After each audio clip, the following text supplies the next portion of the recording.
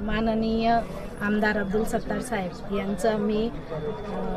अभिनंदन करते आणि त्यांचे आभार देखील मानते की मला सलग तिसऱ्यांदा नगर परिषद निवडणूक साठी त्यांनी उमेदवारी जाहीर केली आणि त्यांच्या आशीर्वादाने आणि सिल्लोडच्या माझ्या वार्डच्या सर्व मतदार बंधू भगिनींच्या आशीर्वादरूपी मतदानाने मी या ठिकाणी 3,272 या मताधिक्याने निवडून आलेले आहे। सर्वांचे आशीर्वाद माझ्यासोबत होते आणि राहील आणि हेच आशीर्वाद मला या सिल्लोड शहराची प्रगती करण्यासाठी कामी ठरतील आणि निश्चितच आमदार अब्दुल सत्तार साहेब आणि समीर भैया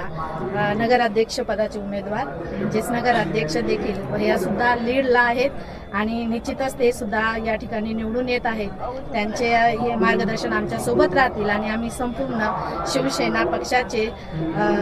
सर्वच उमेदवार या ठिकाणी आम्ही सिल्लोड शहराचा विकास करण्यासाठी सज्ज झालेलो आहोत।